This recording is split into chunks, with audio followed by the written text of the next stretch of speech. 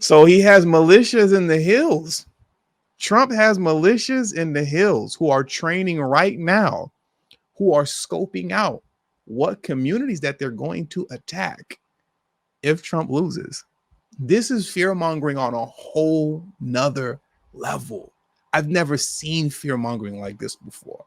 The level of fear mongering that's going on right now with the DNC, and particularly what's coming out of Maxine Waters' mouth, is crazy. But speaking of the Constitution, Trump says in that time interview that he would not seek to overturn or ignore the Constitution's prohibition on a third term.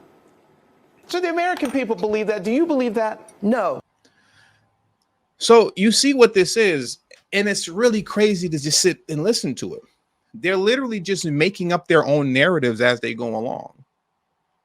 In this interview, he was asked a direct question of whether or not, you're going to ignore the Constitution and try to overturn the amendment that would then give you the ability to have a third term, right? Basically, are you going to try to, legally become a dictator, essentially? Are you going to try to, strip, the protections within the Constitution out of there that will allow you to run for a third term? He answered the question pretty plain and simple. No, I'm not going to do that. Right? I'm not going to do that. You ask Maxine Waters, do you believe him? No, I don't believe him. But he literally just told you that he wasn't going to do that. And what you see as we are going to continue on with this throughout the duration of this stream, they're going to keep telling you that he's saying stuff that he isn't saying. They're going to keep telling you that he's saying stuff that if he said it, they would have been able to pull the direct quotes up, but they never do. Meanwhile, for those of you who have been subscribed to this channel for maybe a couple years now, how many times have I pulled up direct quotes, played you direct video clips of the words coming out of these people's mouth, like Biden and Harris, of the things that they said they were going to do, the things that they said they wouldn't do. And it stood true every time. So I take people on their word and what they say. I don't insinuate what they mean and then run like that as if it's gospel. I take them on what they say, unless you have considerable evidence that refutes that. Once again, if you've been subscribed to this channel for any length of period of time now, when I tell you, like Stephen A. Smith, he lies to you and says, I'm an independent. Why is he lying? Because I play the video clip after the fact where he admits he votes Democrat religiously, regularly. Those were the words that came out of his mouth. So when I tell you he's lying when he says he's an independent, that's facts. Because I run the clip afterwards where he tells you, I vote Democrat every time, but he's an independent. Same thing with Charles Barkley. He says he's an independent, but then he followed up and said, I vote Democrat every time with the exception of one time. So then what does that mean? It means you're a Democrat. You're not independent, but they don't do the same thing. They put words in people's mouths, say you said something you didn't say, and then say that you're the one spewing misinformation based on something that you didn't say. On a third term. So the American people believe that. Do you believe that? No, absolutely not. As I said, you can't believe anything that Donald Trump has to say. Donald Trump will do any and everything that he can possibly get away with. He does not at all support the Constitution of the United States of America. This is a man who we'd better be careful about. And I tell you what I'm going to do. I'm going to ask the Justice Department. Here we go. This is the part that I was waiting for. I could have just let it play, but I had to interrupt it, right? All support the Constitution of the United States of America. This is a man who we'd better be careful about. And I tell you what I'm going to do. I'm going to ask the Justice Department and I'm going to ask the president to tell us what they're going to do to protect this country against violence if he loses. I want to know. She said, I'm going to ask Biden and the Justice Department, what are you going to do to protect this country if Trump brings violence upon this country, if he loses? That right there already shows you where all this lawfare is coming from as it pertains to the 1,000,001 lawsuits that are going against Trump, right? It clearly shows you that they're willing to weaponize anything in order to defeat this man. Because clearly, based off all the polls that we've seen, especially the last CNN polls, Biden doesn't stand a chance. And neither does Kamala Harris as well, if they were to replace her with Kamala. And Michelle Obama says she's not interested in running at all. She says that she hates politics. But we'll see, though. We'll see what happens in that Chicago DNC convention. If she pops out like, hey, guys, guess who's running for president? All right, we'll see.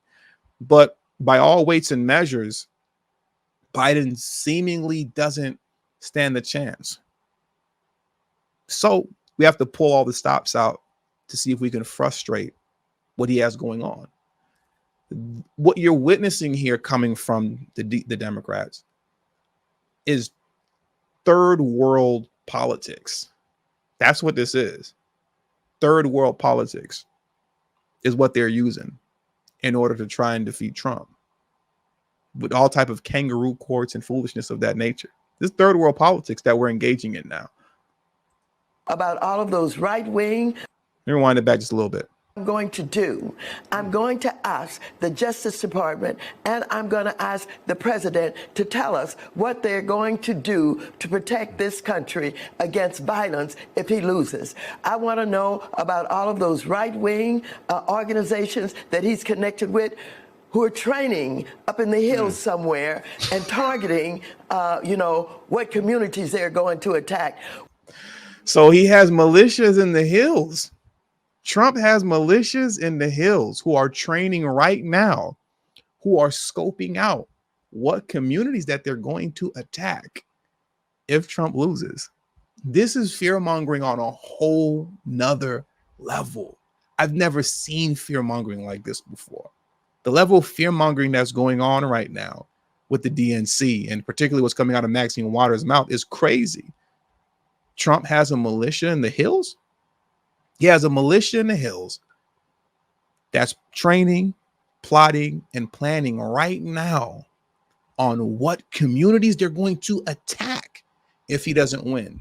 And guess which communities they're going to attack? What communities do you think they're going to attack? Who do you think Maxine Waters is going to say they're going to attack? This militia that's in the hills of Washington, D.C. This militia that's in the hills of Chicago. This militia that's in the hills of New York City. In the hills of all these cities and states with no hills, but they're training in the hills, preparing on getting themselves together on the communities they're going to attack. Shout out to Ross. She said she should be promoting 2A if she believed that. Exactly. She should be promoting the Second Amendment. If you believe all this that you're saying, all this stuff that's about to go down, you would think so. Not only are they planning on a civil war if they have to do that, but he's spelling it out. You wind it back just a little bit. We're about to close this out soon. She's going to be done in about 40 seconds. Who are aligned with him, who follow him, who are already practicing what their government is going to be under Trump. Not only are they planning on a civil war if they have to do that, but he's spelling it out specifically how and what they're going to do and how he's going to get revenge, how he's going to attack his enemies, all of these things. What enemies is he about to attack? This woman is crazy. Let this last 40 seconds play out so we can end this. Government is going to be under Trump. Not only are they planning They're gonna put y'all back in chains. War if they have to do that. They're gonna put y'all back in chains. Specifically how and what they're going to do and how he's going to get revenge, how he's going to attack his enemies, all of these things. And when he talks about race, we know, and I'm going to tell you again today, Donald Trump is a pure racist. And I am worried that the attack is going to be on people of color. We're going to have to. They're going to put y'all back in chains. It's getting hot.